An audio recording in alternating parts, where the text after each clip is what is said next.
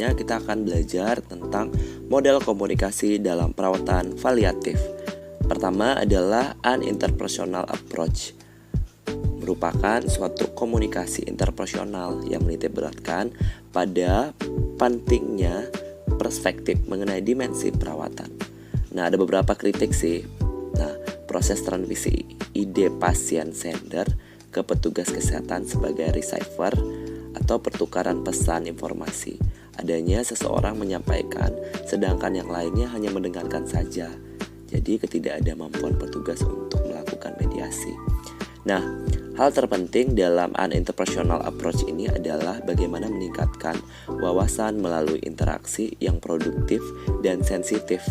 Nah, memberikan pilihan sih kepada pasien untuk memilih yang terbaik dan mengurangi kegagalan dalam komunikasi dan memberikan perhatian yang khusus. No, you were resting. I didn't know if I wanted to disturb you or I not. almost went to sleep there for a minute. I couldn't believe because I didn't sleep very well last night. I was up most of the night. And so after you gave me the pain medicine, I felt a little bit better and I almost nodded off. Oh, well, if you need to nod off, go ahead. We will. Well, I probably won't because they're going to do it for some kind of procedure. They are this afternoon. You're going to have that biopsy done, so they'll come and get you and take you down. Okay, are you clear on everything Well, for the procedure? will it hurt? Well, you know, they'll put you to sleep. We had talked before, you took your little nap, they will put you to sleep with anesthesia, and it should not hurt during the procedure. After the procedure, there could be some pain, but when you get back to the floor, and also right after you get out of surgery, the nurses in the receiving room will make sure that you're medicated, and we'll get you back to the floor, and I'll make sure that you have your pain meds. When will we know the results? You know, they take a couple days, and so your doctor will receive them, and then he will be sharing those with you. Nah, pada komunikasi uninterpersonal approach ini, kita mendengarkan saja sih apa saja keluhan dari pasien dan bagaimana keadaannya sekarang. Terus kita cuman bisa kayak dengerin saja tanpa adanya kayak feedback balik sih. Jadi kita hanya mendengarkan keluhan pasien dari awal sampai selesai. Begitu saja sih di komunikasi uninterpersonal approach.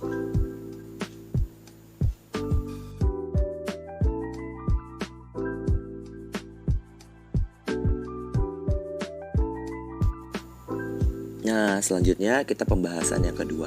Komunikasi perawatan paliatif yang kedua adalah tentang a social construction approach, merupakan komunikasi dengan pendekatan sosial.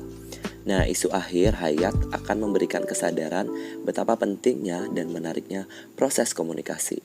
Nah, pemahaman sosial dapat memberikan pemahaman interaksi pada masyarakat maupun sosial. Nah, yang lebih kompleks lagi sih yang mempengaruhi komunikasi sosial itu adalah kepercayaan atau keyakinan yang dilakukan dalam berinteraksi. Nah, di dalam beberapa komunikasinya itu ada beberapa nilai tentang kehidupan yang baik, kematian yang baik, dan perawatan yang baik. Nah, beberapa juga menyebutkan ada pengalaman yang bersifat subjektif dan sejarah dan budaya. Dan ada juga sih yang menggabungkan tentang beberapa kebudayaan ataupun agama yang dianut beberapa masyarakat. Mungkin di luar sakit itu merupakan suatu pelajaran untuk kita. Pertama kita syukuri dan kemudian jangan sampai kita lupa. Karena itu biasa sering bersabda Rasulullah SAW sering. Kalau kita sabar atas musibah yang kita alami itu merupakan amalan untuk kita. Kita harus syukuri, terus jangan sampai lupa zikir. Kalau dia mengalami sakit itu bisa saja dia menimbulkan satu respon yang negatif. Biasanya dia kecil hati, mudah tersinggung, mudah putus asa. Dengan suasana seperti itulah kita masuki dalam hal-hal segi agama agar dia bisa ingat.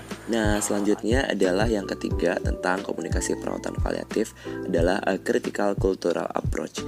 Ini merupakan pendekatan untuk mempertanyakan bagaimana faktor ekonomi materi sejarah yang membentuk budaya tersebut sebagai respon dan konsep tentang kesehatan, sakit, dan keputusan untuk melakukan pengobatan. Tidak sebatas seperti pengertian antropologi, bagaimana tentang sakit atau perawatan paliatif sih. Nah, ini contohnya, di mana kondisi sulit untuk menamai akan kesehatan, sakit, dan kematian.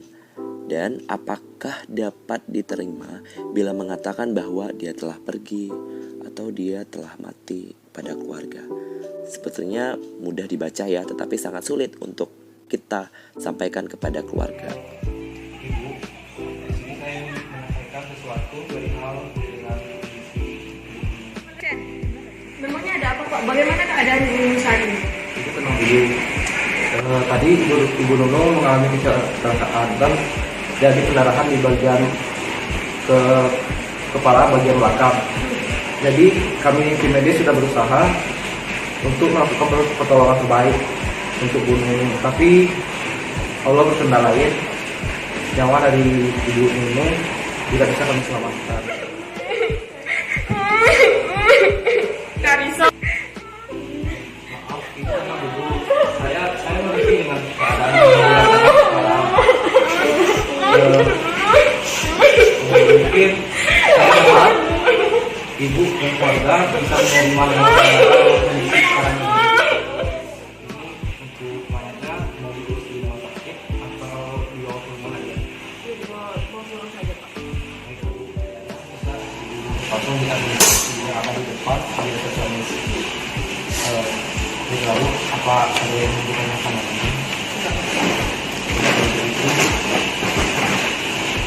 Terima kasih. Kita sudah membahas 3 komunikasi dalam perawatan paliatif. Dan yang terakhir, yang keempat adalah a multi-method approach. Nah, pada model komunikasi ini adalah berbagai macam yang dimix dalam metode a multi-method approach.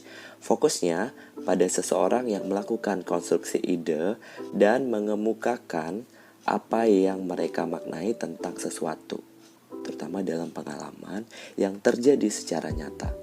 Nah, contohnya, sebagian komunikasi dengan berbagai macam cara penyampaian kematian, sebagian berkomunikasi dengan proses akhir hayatnya dengan baik, sehingga dapat dikatakan adanya sepakat dengan apa yang terjadi, kayak menyatukan pendapat dengan komunikasi. Bagaimana sih, apakah pasien ini sudah meninggal ataupun seperti apa? Yuk kita lihat contohnya. One of the decisions is whether we should take the tube from the mouth and take it out. Does he have thoughts about that? Say yes. Okay. So let me prepare you for what may happen. The ICU is at the apex of life and death. We give a little bit of dose of the sedative to make sure she feels no pain. We have a tremendous amount of technology that prolong life. But ultimately, we can't overcome the patient's illness in most cases. Nah, jadi model komunikasi dalam perawatan paliatif ada 4 ya. Pertama adalah interpersonal, kedua sosial, ketiga budaya, dan terakhir adalah multi-method atau mix metode. Ada 4 ya, harus tahu tuh. Selanjutnya kita akan belajar tentang beberapa faktor yang mempengaruhi proses komunikasi dalam perawatan paliatif. Ini beberapa sumber sih saya dapetin. Yang pertama adalah sistem keluarga, finansial, pendidikan, masalah fisik, dan keterbatasan tingkat coping dan kondisi berduka. Nah, yang menurut pendapat yang kedua adalah perubahan kondisi pasien dan lingkungan kerja. Sedangkan yang ketiga adalah perlunya para praktisi kesehatan pada pelayanan kesehatan perawatan paliatif, itu terutama ya, untuk menyediakan sistem pendidikan yang berjenjang tentang komunikasi ataupun tentang perawatan paliatif. Nah, selanjutnya ada 2 framework tentang keperawatan paliatif. Yang pertama adalah PEERS, yaitu peers, environment, attitude, response, dan skill. Yang kedua adalah tentang PIPES atau peers, inadequate skill, belief, and support. Nah, selanjutnya kita akan membahas tentang beberapa proses yang harus kita ketahui tentang komunikasi perawatan paliatif atau melakukan perawatan paliatif kepada pasien dengan disingkat KLAS. Contents atau setting, listening, acknowledge, strategi, management, and summary. Yang pertama, konten dan setting. Bagaimana menyediakan ruang yang memadai, bahasa tubuh, kontak mata, sentuhan, dan pengantar perkenalan.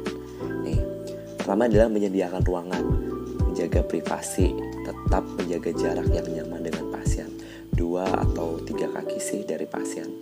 Dapat menunjukkan kedekatan dan kesiapan berikut diskusi yang baik yang bersifat pribadi kepada pasien. Terus, posisi duduk, upayakan perawat sejajar dengan mata pasien untuk meningkatkan proses komunikasi yang efektif.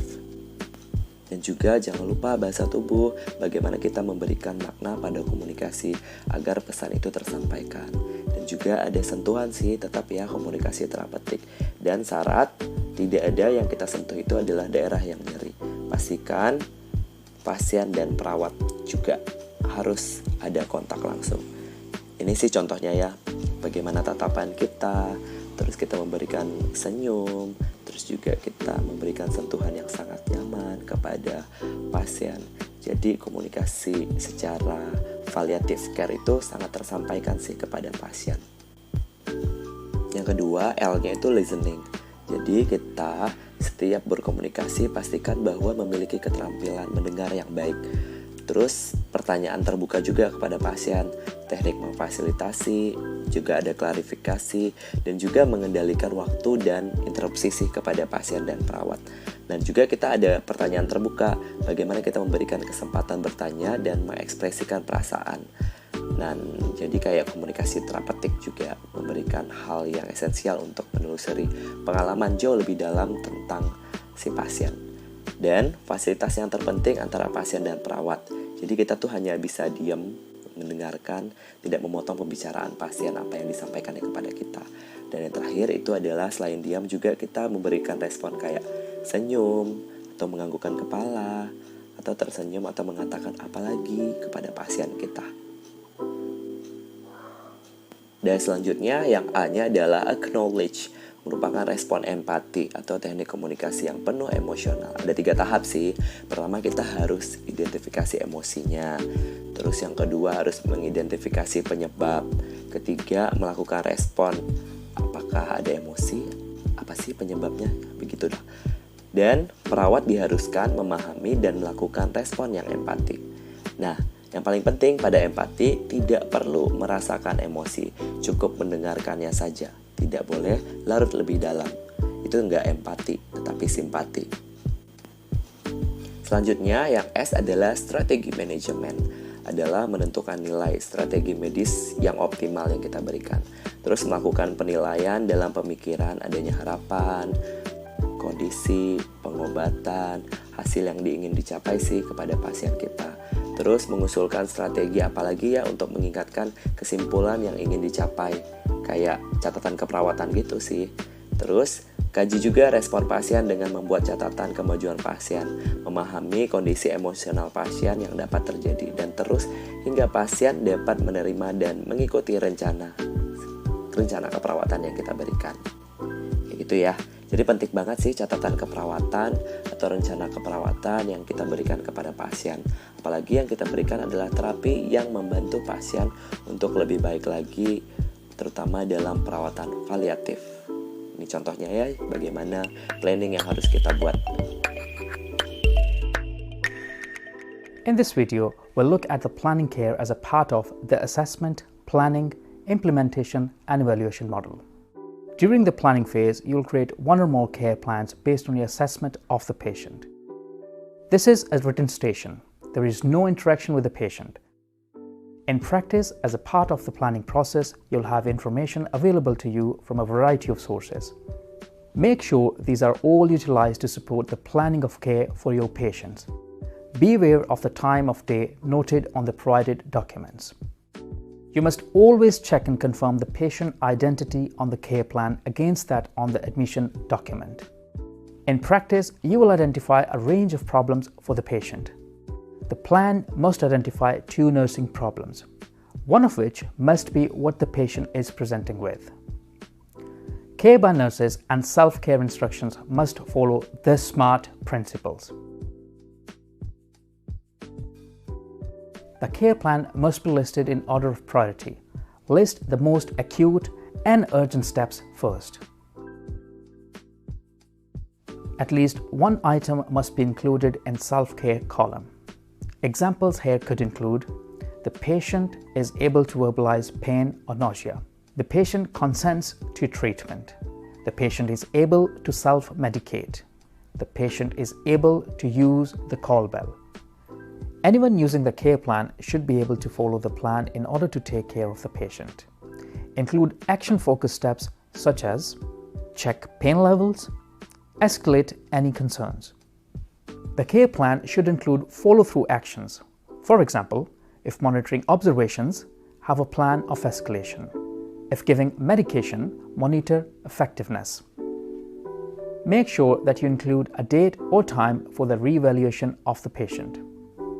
If unsure, a useful tip here is to write re-evaluate at the end of shift or if patient condition changes. It's a good idea to have a final review of the document. Remember to check the following: the patient details match those of the admission document. At least one item is included in the self-care column. You have added a re-evaluation date. You have printed and signed your name and added a date. It is worth reviewing the NMC code, Professional Standards and Behavior for Nurses and Midwives, as this sets out clear guidance in relation to the completion of all documentation. Nah, selanjutnya yang S adalah summary. Ini merupakan bagian akhir dari wawancara, waktu yang baik untuk menentukan bagaimana pengobatan yang harus kita berikan kepada pasien, atau kesimpulannya sih yang kita berikan kepada pasien. Yang pertama adalah ikhtisar atau pengulangan poin utama yang dibahas dalam dialog. Kedua, memberikan kesempatan pada pasien, kayak memberikan pertanyaan. Ketiga, merencanakan pertemuan atau interaksi berikutnya. Nah, di summary ini adalah bagian terpenting dari proses wawancara. Aktivitasnya membutuhkan waktu yang lama, fokusnya terhadap permasalahan utama yang dialami pasien. Nah, jadi ada berbagai macam ya untuk teknik menyampaikan komunikasi keperawatan paliatif. Selanjutnya kita akan membahas bagaimana cara menyampaikan berita buruk kepada pasien atau kepada keluarga. Nah, ini dia bagaimana menyampaikan berita buruk kepada pasien ataupun keluarga. Ini merupakan suatu komunikasi keperawatan paliatif, sesuatu yang kompleks dalam perawatan. Nah, komunikasi ini juga memerlukan pendidikan keperawatan yang profesional dan latihan intens. Tidak bisa sekali sih untuk melakukan pengucapan tentang keperawatan paliatif. Nah, beberapa isu sih, ketidakpastian prognosis penyakit pada pasien menyebabkan komunikasi perawatan paliatif itu kadang gagal, kadang nggak tersampaikan. Terus menyampaikan berita buruk membutuhkan keterampilan, terutama berita buruk, agar tidak memperburuk keadaan pasien itu sendiri. Nah, ini ada beberapa sih prosesnya, ada setting, perception, invitation, knowledge, empathy, terus summary. Ini penting banget harus kita tahu dalam komunikasi perawatan paliatif.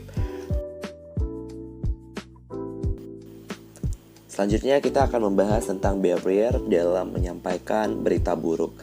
Ini merupakan penghambat dalam proses komunikasi, situasi yang kurang nyaman atau kondusif, kemampuan coping dalam merespon, terus juga kedukaan dan ketidakmampuan untuk merespon pertanyaan yang kita berikan. Nah, juga menyampaikan berita buruk kepada pasien atau keluarga, tingkat stres bakal meningkat kepada pelayanan kesehatan atau perawat. Kayak dilema gitu, apa yang harus diucapin sih kepada pasien ataupun pada keluarga. Terus juga ada ketakutan untuk melakukan kesalahan pada pasien, seperti stres pada perawat atas tindakan keperawatan kepada pasien yang terminal. Terus tidak bisa mengendalikan perasaan untuk berkomunikasi. Gimana ya harus melakukan komunikasinya. Terus biasanya keluarga cenderung banyak bertanya, lebih banyak bertanya tentang berita buruknya, bukan keadaan yang baiknya seperti apa sih tentang perawatan paliatifnya. Terus komunikasi pada pasien dengan demensia. Nah, ini banyak banget yang terjadi karena pasiennya udah demensia. Karena ditakutkan adanya kayak informasi yang tidak tersampaikan kepada pasien ataupun keluarga kalau pasiennya demensia. Nah, ini karena ada meningkatnya harapan hidup ya sekarang. Terus ada kayak prevalensi demensia itu semakin meningkat.